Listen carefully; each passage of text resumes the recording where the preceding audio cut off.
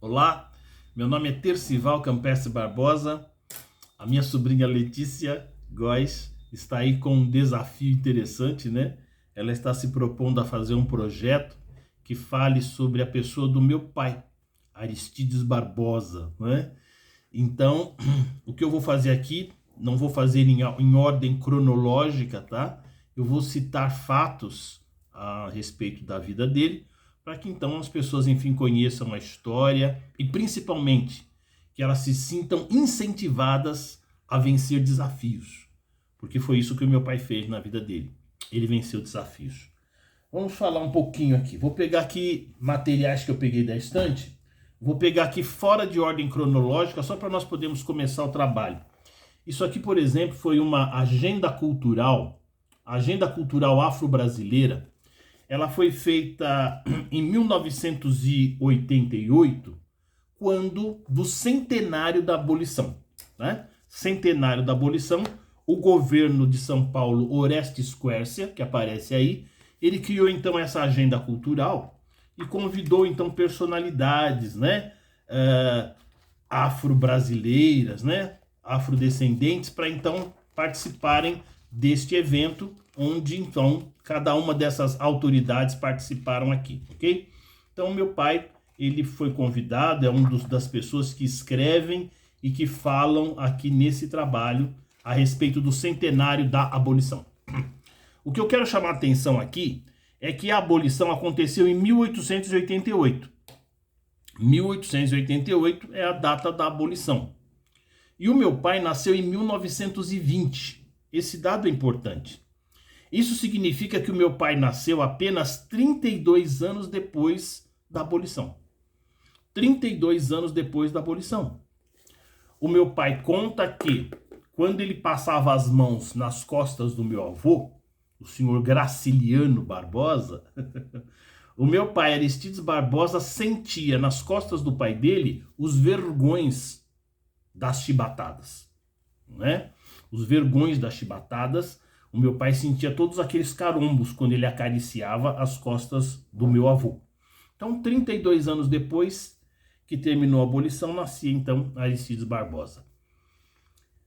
A situação que o meu pai descreve na sua infância é uma situação de extrema miséria. Meu pai descreve a casa dele como sendo uma casa de palafita. Palafita são aqueles barracos com as pernas de girafa dentro d'água. Meu pai conta que eles pegavam sapos mortos e galinhas que morriam doentes, e eles amarravam aquelas galinhas e aqueles sapos mortos nas pernas da palafita. Para quê? Porque os barbeiros, aquele bicho que transmite a doença de Chagas, quando chegava de noite, os barbeiros eles subiam pelas pernas das palafitas para morder as crianças na cama.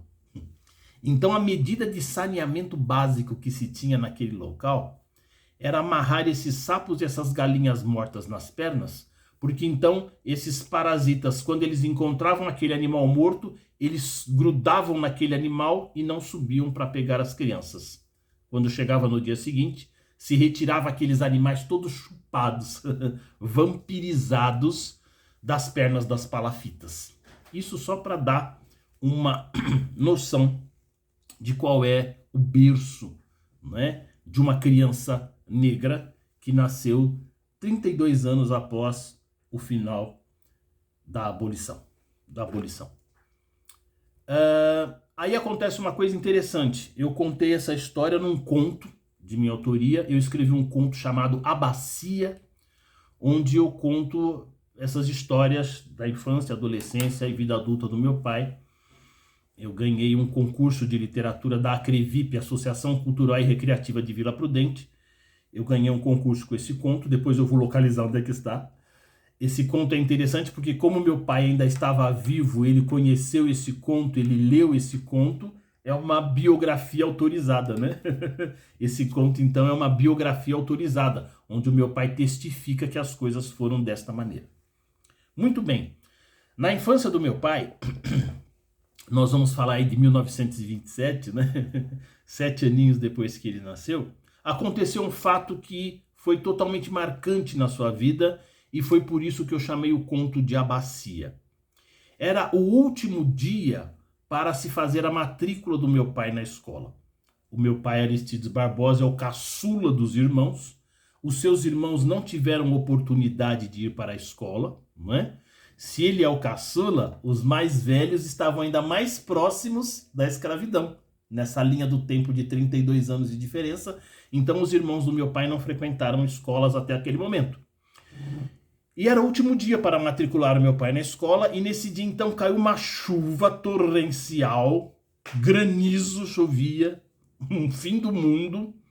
E a minha avó, mãe do meu pai, Apolinária Anacleta Barbosa, ela era analfabeta, não sabia ler nem escrever, não saía de casa, uma pessoa totalmente simples, mas naquele dia ela disse é o último dia para matricular o Aristides na escola. E para que ele não perdesse a matrícula, o que é que ela fez? Ela pegou uma bacia, aquelas bacias de ferro, não existia plástico, é claro, não é? E ela puxava o meu pai pela mão e enfrentava a tempestade. Coisa de louco, né? Literalmente. Imagina você numa tempestade com a bacia de ferro. Tinha o risco de um raio, mas é claro que ela não entendia nada disso. Ela usou a bacia como guarda-chuva. E isso mudou toda a vida do meu pai. Porque a chuva batia com muita força na bacia. O granizo batia e fazia um barulho ensurdecedor. E o meu pai, com 7 anos, sendo puxado pela mão da minha mãe, ele pensava, escola deve ser uma coisa muito importante para minha mãe enfrentar toda essa tempestade para me matricular na escola. É isso que ele pensava, enquanto ele era puxado debaixo daquela bacia. Muito bem. Matriculado na escola, nos primeiros dias de aula, o meu pai tomou uma decisão muito importante. Não existiam muitas escolas, existia uma escola só, uma escola pública só. Tanto os filhos dos ricos como os filhos dos pobres estudavam na mesma escola. E salve o erro, o meu pai estudava com meninos que eram da família do político Adhemar de Barros, né? E quando meu pai chega na porta da sala de aula, no seu primeiro dia de aula, ele tomou uma decisão. Ele podia se sentar lá no fundo da sala de aula junto com aquilo que eles chamavam de neguinho bengala fumenga, né?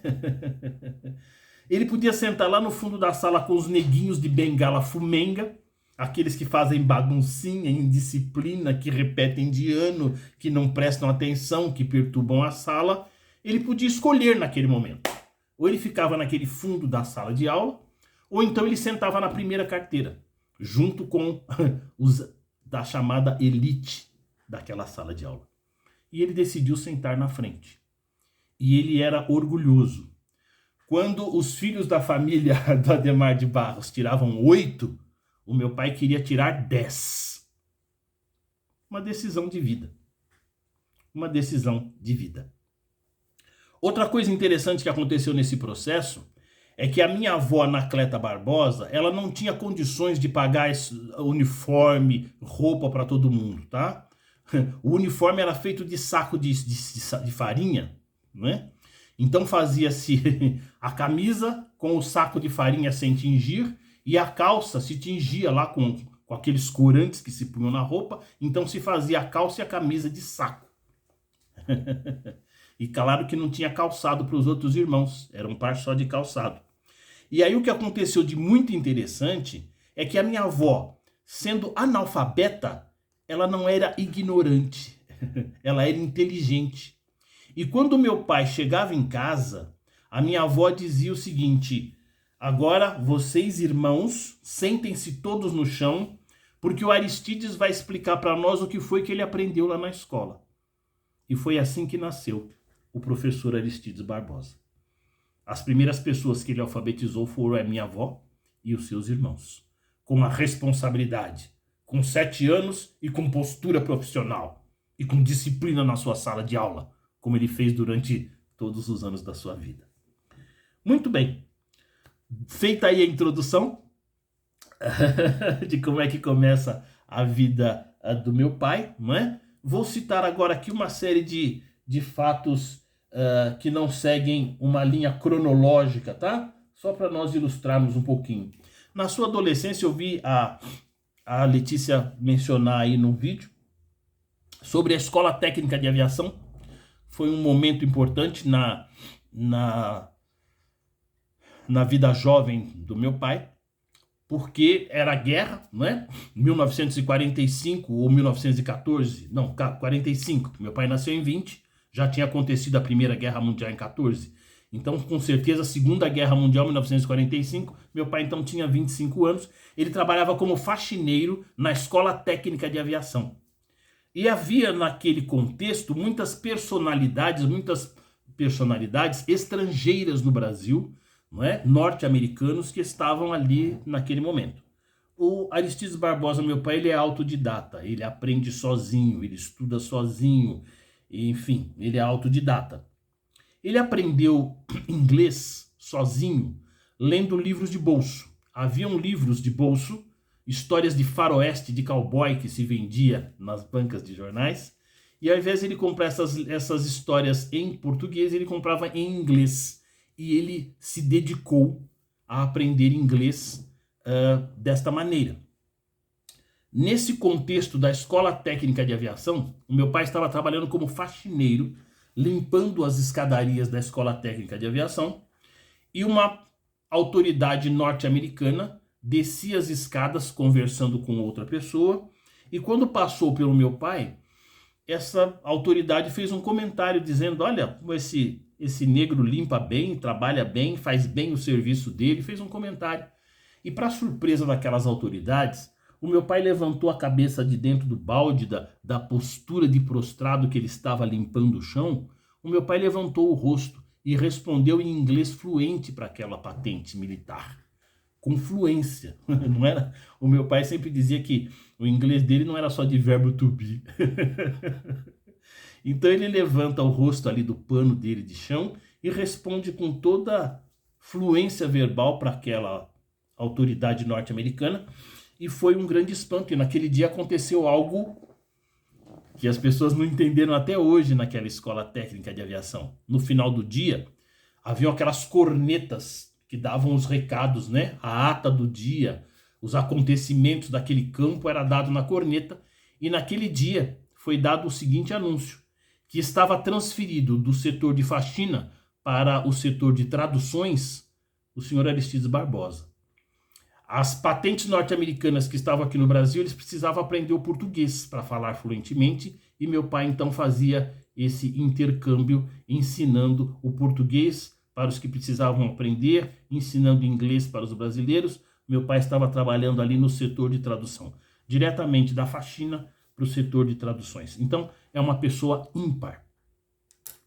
Eu sou totalmente avesso a todo negro que usa o passado da escravidão como pretexto para ficar chorando e não fazer as coisas que precisam, né? O meu pai me ensinou que quem quer, faz, quem não quer dá uma desculpa. Não tem pretexto. Eu não aceito choraminguela, porque o meu pai saiu lá das palafitas e fez 3 faculdades, isso há 60 anos atrás. Então, a choradeira do coitadinho, isso tá fora de cogitação. Na minha vida, dos meus filhos, do meu neto, tá fora de cogitação essa choradeira, não é? E todo preconceito e todo problema você vence com capacidade. Ele saiu lá das palafitas e fez 3 faculdades: sociologia, letras e jornalismo. Meu pai tinha uma visão diferente. Tudo na vida depende de como você interpreta. Aquela história, né? O copo tá meio cheio ou meio vazio. As pessoas olhavam para a USP, Universidade de São Paulo, e diziam: ó, aquilo ali é escola para rico. Só rico é que entra na USP. O meu pai, assim como ele olhou naquela sala do primeiro ano primário e pensou diferente, eu não vou sentar lá no fundo, eu vou sentar aqui na frente. Quando o meu pai se deparou com a história da USP, ele pensou diferente. Ele disse: a USP não é uma escola para rico. A USP é para mim, que sou pobre e não posso pagar. A única coisa que eu tenho que fazer é estudar. Eu tenho que enfiar a cara nos livros e ser o melhor para entrar na USP. Foi assim que ele fez 3 faculdades. Questão de ponto de vista, né? Muito bem, vamos lá. Vamos pegar aqui fora de cronologia, né? Isso aqui é um folheto de um projeto chamado Kizomba, que foi feito no Memorial da América Latina, né? Foi o último evento público que eu frequentei com meu pai em vida, né? Então, o meu pai foi homenageado nesse evento, né? Nós tínhamos ali, entre os convidados para o evento, estava lá Alessi Brandão, o Arlindo Cruz e Sombrinha, né? O Reinaldo, o Grupo KO, né?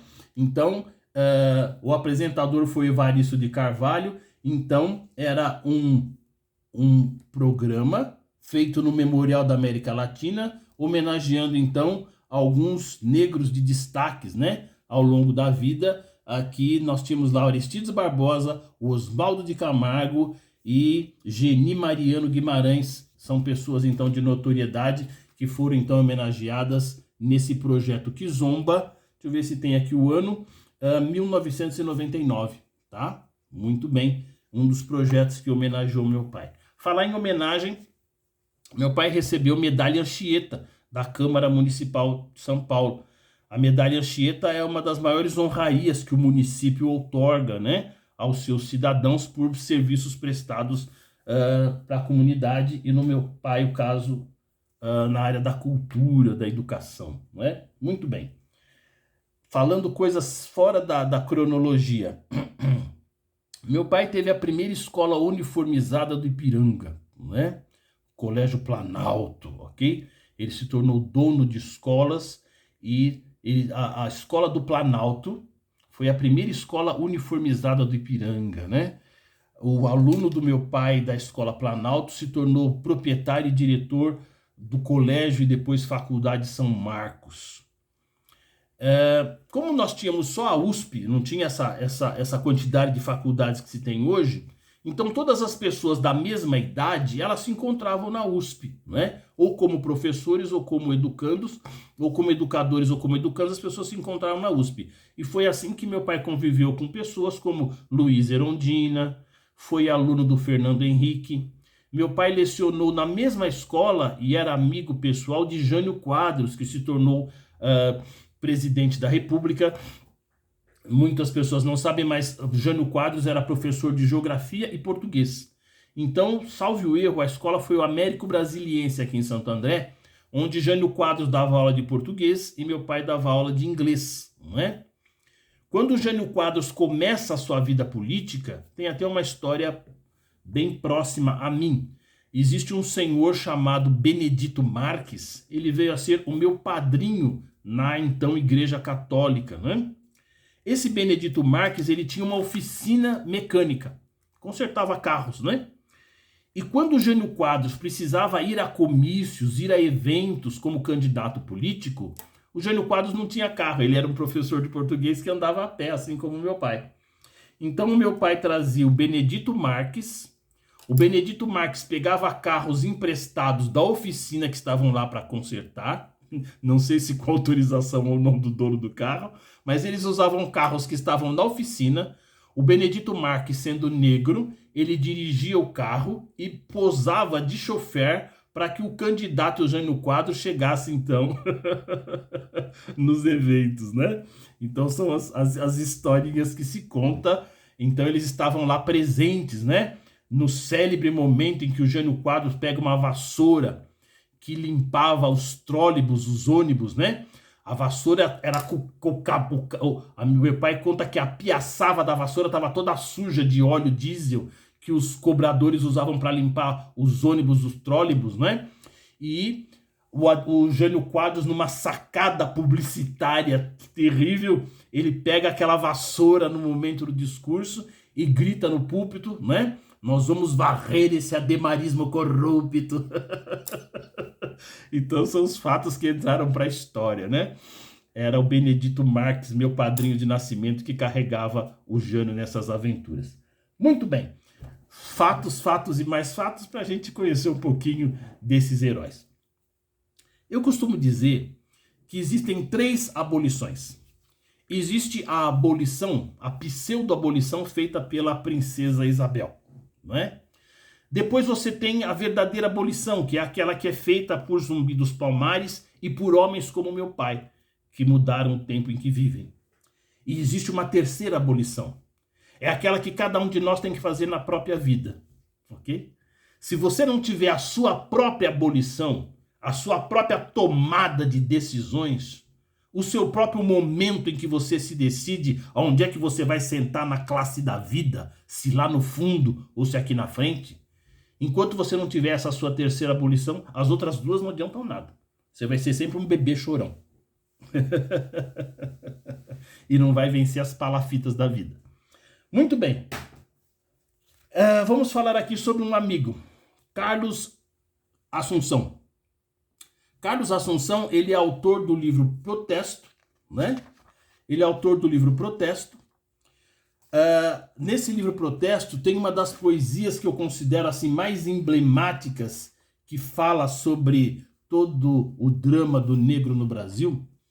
É aquela poesia que todos nós já conhecemos de cor, os trechos iniciais, né? Senhores, atrás do muro da noite, sem que ninguém o perceba, muitos dos meus ancestrais já mortos se põem a conversar sobre coisas amargas, sobre grilhões e correntes que no passado eram invisíveis, que no presente são invisíveis, invisíveis mas existentes nos braços, nos pensamentos, nos corações. Senhores, o sangue que corre em minhas veias são gritos de rebeldia, e assim vai. Essa é a poesia, uma das poesias do livro Protesto, poesia muito conhecida por toda a negritude. Essa poesia, o poema, tem uma história interessante. Carlos Assunção, que é o autor desse livro, ele diz que a primeira pessoa que leu esta poesia, depois de escrita, foi o meu pai, Aristides Barbosa. Diz que os dois se encontraram numa praça aí da vida, os dois estavam desempregados, procurando emprego, aquela situação toda, e ali sentadinhos no banco da praça, Carlos Assunção tirou um papel, meio que amassado do bolso, e disse para o Aristides, olha, leia esta poesia que eu escrevi, e veja o que você acha dela. Essa poesia era a poesia Protesto. Meu pai foi a primeira pessoa que leu o texto de Carlos Assunção, ok? Um dia eu estava no apartamento do papai, na casa do meu pai, com Maria Aparecida Balduino Barbosa, né? Outro ser humano fantástico que venceu todas as dificuldades também. Maria Aparecida Balduino Barbosa, minha madrasta. E quando eu vejo, chega lá o Carlos Assunção. Aliás, a casa do meu pai sempre foi uma festa, né? Você estava em casa, de repente chegava Milton Gonçalves, né? Que depois se tornou ator da Globo, faleceu recentemente. Outra hora você chega em casa, tinha fotografias do meu pai com Fajimiruco, que era presidente de uma dos países e cidades lá da África, uma festa. Enquanto professor de inglês, o meu pai preparava jovens e recepcionava jovens que vinham da África, não é? A pessoa funcionava ali como um kibute, a casa dele. A pessoa vinha da África para cá para estudar, para prestar USP, para prestar faculdade no Brasil, não é? E então passava pela casa do meu pai, pelo seu apartamento, para receber aula, para receber incentivo, para receber orientação. E nós temos aí alguns doutores que se formaram com o apoio dessa iniciativa, né? Eu tenho aqui em mãos tudo fora de cronologia, tá? Só pra gente bater papo. O meu pai usava um livro para ensinar português, e esse livro era desse tamanho assim, ó. O livro era desse tamanho. Conforme meu pai, e é esse livro aqui, em inglês, é esse livro aqui. Conforme o meu pai foi perdendo a visão com glaucoma, diabetes, etc., o que ele fez? Ele fez xerox e ampliou o livro, tá? Fez o livro no tamanho A4 para que ele pudesse continuar lendo, dando aula e formando essas pessoas que precisavam enfrentar as faculdades e os concursos públicos. Ele dobrou, então, com o xerox, o tamanho do seu livro. E eu guardo isso aqui como um documento de prova, de resiliência, de intrepidez, que ele foi ampliando este livro até que o livro ficou deste tamanho, ó. Tá vendo? O livro ficou desse tamanho aqui, tá bom? Deixa eu ver o que é isso aqui. Ele tem o dobro de um A4. Esse impresso aqui ficou com o dobro de um A4. Ficou uma verdadeira lousa isso aqui, tá vendo? As letras do livro ficaram deste tamanho, ok? para que ele então, com seus 70, 80, sei lá quantos anos de idade, ele continuou dando os seus exercícios de inglês e conversação. Um método tradicional que funciona, né? E que então era usado então para dar aula de inglês. Nós temos aí alguns doutores aí formados no país que vinham da África, se hospedavam na casa dele, até se colocar, até se localizar, até se matricular, receber, enfim, orientações. E esse livro aqui andou formando aí algumas pessoas. Falar mais um pouquinho dessa história do inglês, deixa eu ver se eu pego aqui, ou então deixar fora da ordem mesmo. É muita coisa para mostrar, nós vamos mostrando aos pouquinhos, tá? Meu pai traduzia livros, tá bom? Então ele traduzia livros para o Clube do Livro, tá? O meu pai é poliglota. Eu falei professor, sociólogo, jornalista, esqueci de falar poliglota. Ele dominava fluentemente o francês, o inglês, né, o espanhol, andou brincando aí com o iorubá, dialeto africano, e eu encontrei aqui em casa rascunhos onde eu vi que meu pai estava mexendo com o russo. Tem algumas coisas aqui, rascunhos, onde ele estava brincando com o idioma russo. Então, esse livro, por exemplo, é um dos muitos livros que meu pai traduziu para o Clube do Livro. O Clube do Livro, uma iniciativa fantástica de um sujeito chamado Mário Graciotti. Letícia, fica aí o desafio, tá, querida? Procura por aí, Clube do Livro, onde é que tá, o que aconteceu, se tá funcionando ainda. E vamos levantar do Clube do Livro, saber todos os livros que o meu pai traduziu. Ele traduziu muitos livros como esse para o Clube do Livro. O Clube do Livro era uma iniciativa fantástica, porque a pessoa fazia uma assinatura, como uma assinatura, em vez de receber em casa a revista Veja, ou receber em casa uma assinatura do jornal Folha de São Paulo, as pessoas eram assinantes do Clube do Livro, sócios do Clube do Livro, e todo mês o Clube do Livro enviava um livro para a casa dos assinantes, não é? Um trabalho de incentivo à literatura e à cultura fantástico. Todo mês, não é? Ao longo de anos e anos o Clube do Livro funcionou, as pessoas, então, os assinantes recebiam seu livro em casa. Uma iniciativa, não é? Histórica no que diz respeito a incentivo à literatura de jovens, adultos e pessoas, fazendo o Brasil ler. E o meu pai traduziu muitos desses livros do Clube do Livro. Esse Anel dos Nibelungen, que saiu aqui como Anel dos Nibelungen, é aquilo que depois se tornou filme como O Segredo do Anel, não é? O filme que está aí em DVD e na televisão e assim por diante, é a mesma história que chegou aqui no Brasil, neste caso aqui, pelas mãos do meu pai, traduzido para o Clube do Livro, ok? Muito bem. Vamos falar aqui de Frente Negra Brasileira, tudo fora de cronologia, né? Muito antes, né, dessas coisas todas. O Aristides Barbosa está aí falando de Frente Negra Brasileira, participou ativamente com o José Correia Leite, né? Homens que foram precursores na luta, né? Na luta do valor do negro, não pelo discurso tolo, não pelo discurso que se faz de vítima, não era esse o discurso deles. O discurso deles era o discurso da capacidade, né? O discurso destes homens era o discurso da capacidade. Com capacidade você vence todos os preconceitos, você se defende de todos os ataques, com capacidade. Essa foi a luta e a defesa destes homens da Frente Negra Brasileira, entre os quais Aristides Barbosa, o meu pai, não é? Outra iniciativa de grande valor para a cultura foram então os Cadernos Negros, né? Nós temos aqui, isso aqui é muito carinho, isso aqui é Cadernos Negros 2, né? Cadernos Negros 2, e o meu pai está participando aqui com toda essa turma maravilhosa aqui, né? Odacir de Matos, Sônia, Paulo Colina, né? Maga, Aristides Teodoro, Neuza Pereira, Cuti, o Cuti está aqui, ó, Ivair, né? Então qual é a ideia do Cadernos Negros, né? Como era difícil para um negro publicar um livro sozinho, com todo o custo, então se reunia todos os autores e cada autor então fazia o seu conto, a sua poesia, né? E esse Cadernos Negros está aí. Todo ano eles lançam um Cadernos Negros, né? E papai então está entre aqui os primeiros. Esse é o número 2, esse aqui é o número 16, né? Esse aqui é o número 16. Preciso entrar em contato com essa turma que eu quero ter essa coleção toda. Cadernos Negros número 4, ok? Então são documentos importantes. Essas iniciativas divulgaram cultura por todo o país, incentivaram pessoas a ler, a escrever, a criar, né? E a produzir cultura. É assim que se vence todas as barreiras que a sociedade possa colocar contra nós, com cultura e conhecimento, né? Muito bem.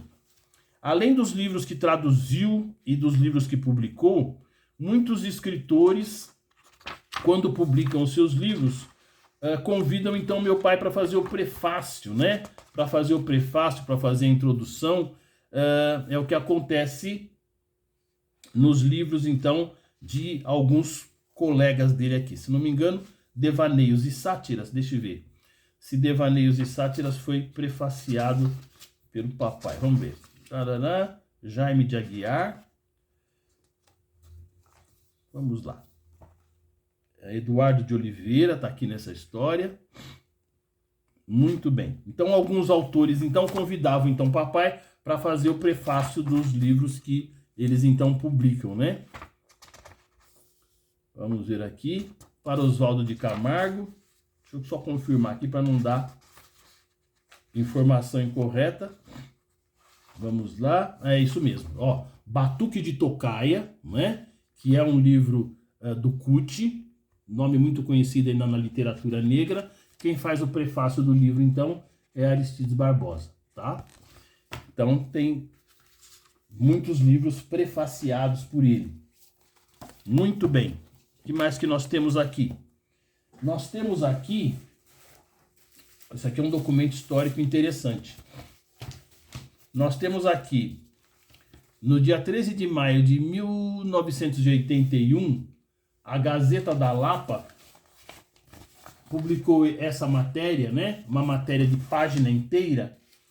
E o tema é Abolição de Zumbi a Isabel, né? É uma matéria, então, de autoria do meu pai, publicada, então, de página inteira, uma matéria interessante. Eu não gosto de guardar só o recorte do jornal, eu gosto de guardar o jornal inteiro, porque é interessante que você traz contexto histórico, né? O que é que está acontecendo naquele momento.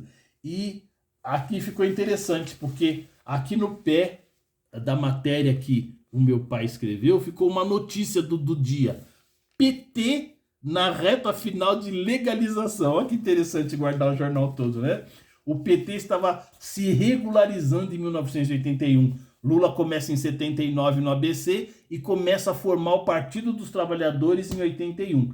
E isso é curioso porque o meu pai participou, né, dessas reuniões de formação do partido, colaborou então com a sua posição, não é verdade? Dentro dessa formação então do PT. Esse livro, Entrevista Jornalística, é um livro que foi traduzido pelo papai também, um livro formando jornalistas. Eu tenho uma história muito interessante. Um aluno que era apaixonado, um amigo meu fazendo jornalismo, faculdade de jornalismo, era fã desse livro, veio comentar comigo sem saber que o tradutor era meu pai, né? E, meu pai, empreendedor e lutador, desafiador de dificuldades, ele enchia a mala. O editor, a editora, né, que publicou esse livro, publicou o livro e deixou lá na estante da prateleira da editora, né? O meu pai, empreendedor, corajoso, sem temores, ele ia na editora, ao invés de deixar o livro lá esperando alguém achar e comprar, o meu pai enchia a mala com esse livro e ia para as faculdades de jornalismo, né? Então, ele batia de sala em sala, ele conhecia o livro, ele jornalista. Meu pai trabalhou no jornal Estado de São Paulo como revisor, aposentou-se como jornalista na revista da Fiesp, né, Federação de Indústrias do Estado de São Paulo. Então, antes que eu esqueça, meu pai foi diretor da faculdade de Praia Grande, ok? A faculdade de Praia Grande, quando começou, as pessoas não entendiam. A pessoa tem que ter visão, né? A pessoa tem que ter visão, tem que chegar futuro. Falava em Praia Grande, todo mundo pensava em litoral e praia e turismo. Então, quando se falou em começar a faculdade de Praia Grande, que está lá até hoje, as pessoas falavam, imagina, quem vai para Praia Grande quer ir para o mar brincar, ninguém está pensando em faculdade. E o meu pai entendeu na época que haviam moradores na cidade de Praia Grande que tinham filhos, que esses filhos iam crescer e iam precisar ir para a faculdade, ok? Então, precisava de um corajoso, de um desbravador que fosse lá num lugar onde a ideia não existia, onde o prédio ainda estava para ser construído, para dar os primeiros passos enquanto diretor da faculdade, e esse sujeito foi Aristides Barbosa, né? Estava bem acostumado com o ambiente da faculdade. E então, aqui no caso de entrevista jornalística, ele pega esse livro, enche a mala, não é? E desce, pega lá no último andar das faculdades e desce nas faculdades de jornalismo. Ele era o tradutor e o vendedor, o divulgador do livro. O cara da editora disse que amava ele, né? Ele fala, pô, meu, todo mundo publica livro e deixa aqui para vender. E você... 50 livros vendidos numa noite, 100 livros vendidos numa faculdade. Foi então a história de entrevista jornalística, né? Muito bem. Esse trabalho aqui, Boletim Literário Informativo Painel, é o boletim que divulgou o conto A Bacia, né? Que eu fui classificado nesse concurso com a história da vida do meu pai. Tá aqui. Muito bem. Eu costumo dizer que tudo que o meu pai fazia virava notícia. Nós temos aqui a revista Globo Ciência, muito conhecido esse material, e depois tem que ver com a Maria Aparecida Balduino Barbosa como é que eles vieram parar aqui, ó. Na Globo Ciência, você vê aí o Aristides Barbosa e a Maria Aparecida Balduino, né? Minha madrasta. Essa revista de que ano que é isso? É o ano 1, é o primeiro ano da revista Globo Ciência. A história aqui é o seguinte, estavam falando sobre alimentação e as pessoas ficavam muito admiradas, porque o meu pai não abandonava as origens, né? Professor, sociólogo, jornalista, mas ele tomava as garrafadas dele, né? Para combater a diabetes, receitava gervão com cambará, curou meu bronquite com gervão e cambará. Ele não abandonava suas ervas e a sua raiz. Então eles estão aqui nessa entrevista na Globo Ciência, ele está falando sobre isso. Porque as pessoas achavam que garrafadas e essas coisas todas era coisa de gente ignorante, né? Então o papai está aqui dando uma entrevista. Essa estante que está ao fundo, deixa eu ver se é essa aqui. É a mesma estante que está aqui na minha sala, ó. Essa é a biblioteca do papai. Então ele está aqui na Globo Ciência falando sobre isso. 1992 é a data, tá? Onde o papai punha a mão e virava notícia. Vou falar mais uma coisa importante. Meu pai, professor, dava aula no ginásio. A minha mãe, a minha genitora, ela foi aluna do meu pai no ginásio, né? Ela foi aluna do meu pai no ginásio. O meu professor se casou com a aluna, a minha genitora, a minha mãe, Terezinha de Jesus Campestre Barbosa, e a minha mãe se tornou professora também, né? Se juntar o tempo de magistério do meu pai, da minha mãe e o meu, eu sou pedagogo e psicanalista, tá? Se juntar o tempo de magistério dos três, acho que dá uns 150 anos aí dedicados à educação nesse país, né? Então a nossa escola, a nossa família sempre foi uma escola. A brincadeira que eu e os meus 3 irmãos, o pai da Letícia, o Tércio, o Teariz, né? A brincadeira que nós mais gostávamos de fazer na infância era brincar de dicionário. Cada um de nós pegava um desses dicionários que estão aí, a Barça, a Larousse, né? O Aurélio, a Baden, né? São as enciclopédias que nós temos em casa. Então a brincadeira era essa. Alguém lia uma palavra no dicionário, fechava, e os outros então todos tinham que correr e procurar aquela palavra.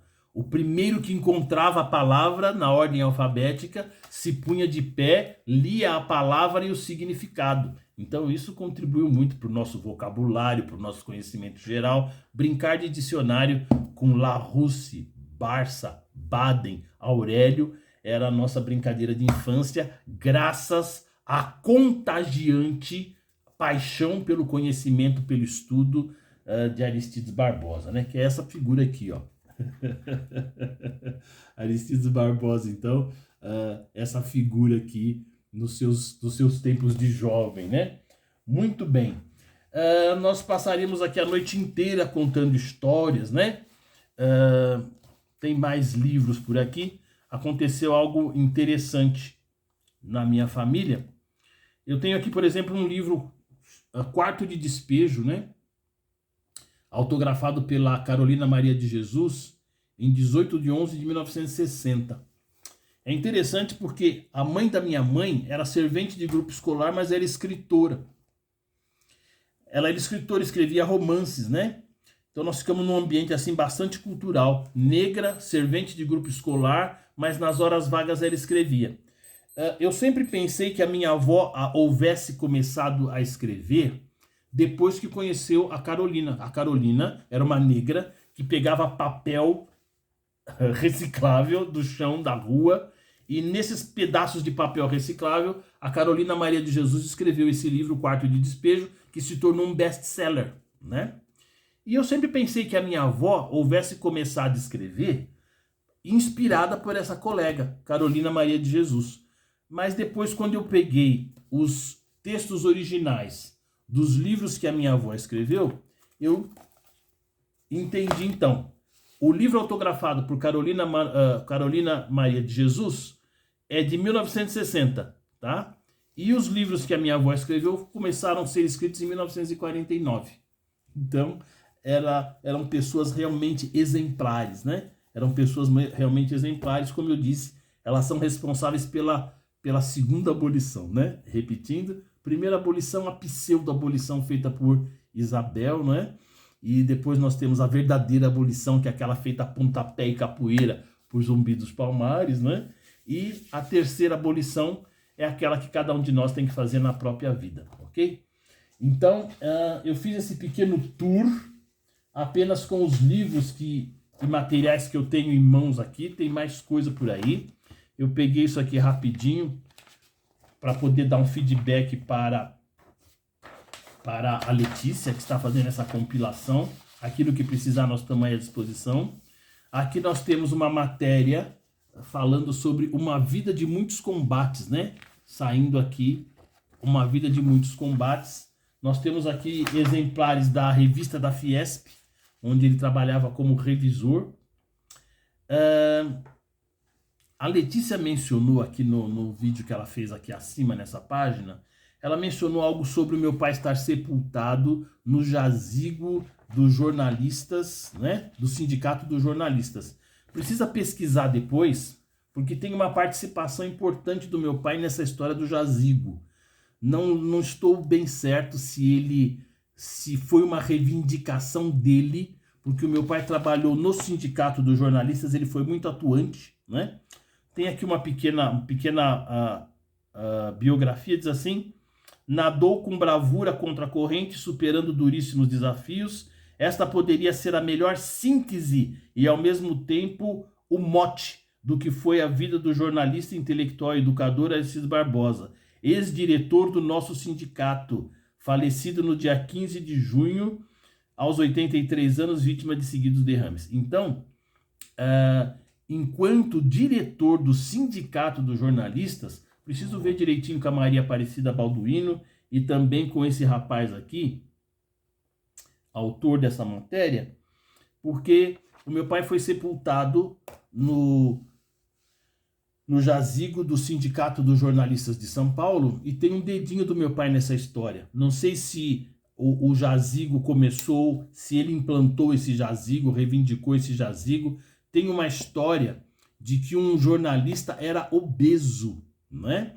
E o desejo desse jornalista era ser homenageado e ser sepultado nesse jazigo, e o homem não cabia no jazigo, na porta do jazigo, porque ele era obeso, o caixão era grande, aquelas coisas, e houve então a interferência do meu pai. Meu pai foi lá, mandou derrubar a parede do jazigo, etc., para que o colega dele fosse honrado com aquele lugar, e foi nesse jazigo. Então, tem algumas histórias interessantes aí. Aquele jazigo tem a participação de reivindicação dele enquanto diretor do sindicato.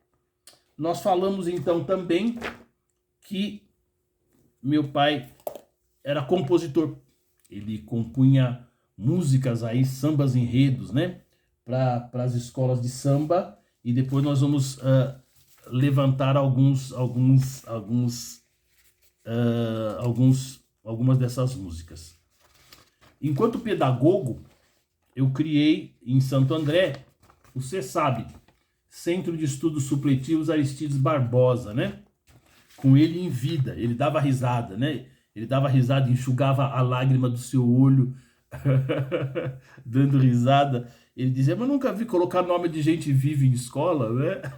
Mas com certeza eu tive essa alegria de poder homenageá-lo. Você sabe, Centro de Estudos Supletivos Aristides Barbosa, aqui na minha região, Zona Leste, sou vizinho de Santo André, nós formamos aqui centenas e centenas de alunos, né? Em cursos profissionalizantes, em supletivo de ensino fundamental e médio, né? E muitos cursos profissionalizantes, né? Isso tudo está no nosso site. Centenas e centenas de alunos. Esses dias eu me senti assim, parte da história, né? Eu falei para vocês de um amigo meu que estava lendo entrevista jornalística e que não sabia que o livro era do meu pai. Foi muito emocionante. Esse rapaz chegou na escola, no curso de datilografia. Nós estamos falando aqui de 1998, né? E esse senhor, ele disse que ele queria fazer datilografia porque ele estava estudando jornalismo, mas que ele estava com vergonha, porque os meus alunos eram tudo de 15 anos, ele tinha quase 50.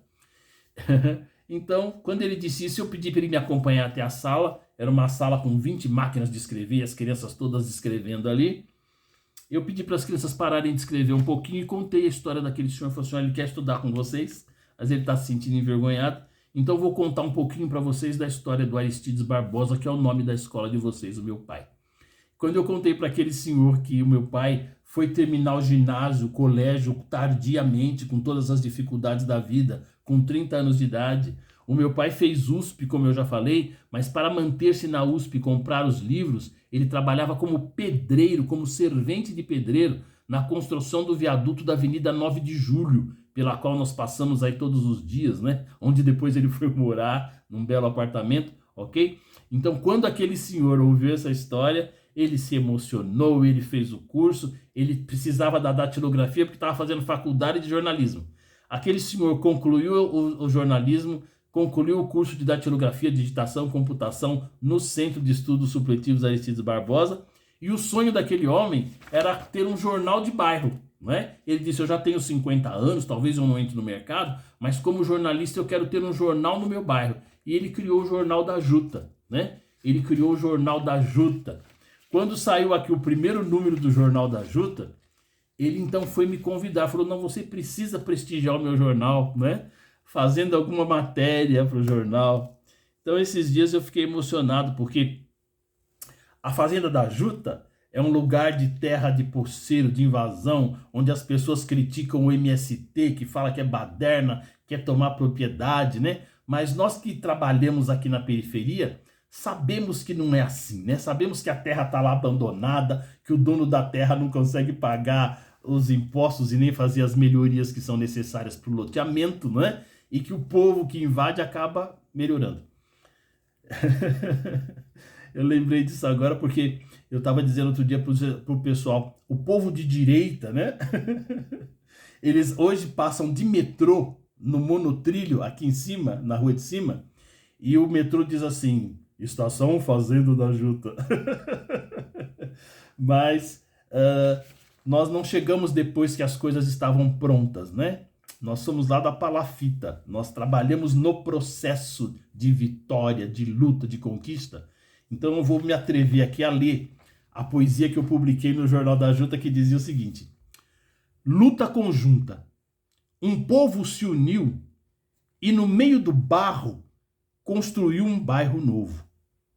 Admira esse povo que depois de tanta luta tem até Jornal da Juta. Este povo queria plantar de um próspero bairro a semente e vi tratores passando por cima dessa gente. O barro do bairro da Juta foi molhado com lágrimas, suor e sangue de gente honesta, trabalhador, traficante e gangue. Em muitas ruas ainda falta saneamento, poste, asfalto, mas com certeza o Jornal da Juta vai ajudar este povo a gritar mais alto. Povo da Juta, labuta, continua na luta, porque a região ao teu redor te acompanha, te admira e te escuta. Então, nós podemos esperar as coisas acontecer, ou então nós podemos participar do processo em que as coisas acontecem. Impossível é aquilo que nós não queremos fazer, não é? Quem quer vai, quem não quer dá uma desculpa, né? Muito bem. Ainda tem mais material depois que nós vamos levantar, vamos passar aí para a Letícia nesse projeto. Eu queria, nesses minutos, eu quis apenas dar essa contribuição. Eu vou terminar aqui com o samba do Aristides Barbosa. Ele nunca perdeu a sua simplicidade. Aristides Barbosa, ele recebia, como eu já disse, Fajimiruco, artistas da Globo na sua casa, né? Mas ele tinha amizade com o quitandeiro, né? Batia altos papos com o quitandeiro, ele era síndico do prédio, né? Você entra até hoje no prédio em que ele morou e onde mora a Maria Aparecida Balduino Barbosa, é emocionante. Você vê que as benfeitorias, playground, telhado que foi feito na entrada, tudo é marca registrada, por onde passava, fazia história, fazia diferença, né? Houve um dia que ele chegou para votar, já com idade avançada, e o local não tinha acessibilidade, né? Não dava para chegar no lugar da votação nesse país sem acessibilidade. E um jovem disse, você quer votar? E ele disse sim. O jovem pegou o meu pai no colo e começou a subir as escadas. Tudo que meu pai fazia virava notícia. Quando o jovem pegou meu pai no colo para levar para votar, a reportagem chegou e fotografar. Pá! Não é? Homem com mais de 70 anos não abandona o desejo de participar da política do Brasil. Então tudo que ele fazia virava notícia. Então eu dei aqui uma palhinha para falar que é um aluno nosso, né? Eginaldo Portela, que se tornou jornalista, fez esse Jornal da Juta, e nós estamos falando aí que a nossa luta sempre foi de esquerda. Então quem vai, vai. Diz assim a letra da música do meu pai. Quem vai, vai. Quem não vai, vai ficar. Vai ficar bem chateado, porque não sabe sambar. Quem vai, vai. Quem não vai, vai ficar. Vai ficar bem chateado, porque não sabe sambar. Quando eu conto a minha história, não pretendo exagerar, mas meu pai levou a sério seu papel de me ensinar para me encaminhar no samba. Chegou mesmo a inventar uma cartilha de sambista para me alfabetizar. Oh, quem vai, vai. Quem não vai, vai ficar. Vai ficar bem chateado, porque não sabe sambar. Minha avó cantava samba, dedilhando o seu terço. Meu avô cantava samba, como reza pra deitar. Sou sambista desde o berço, isso posso até jurar. Minha avó fazia samba, como cantiga de ninar. Oh, quem vai, vai. Quem não vai, vai ficar bem chateado, porque não sabe sambar. Negro que fica chorando, se lastimando, que não se levanta, que não vai estudar, não entendeu a principal lição dos nossos ancestrais.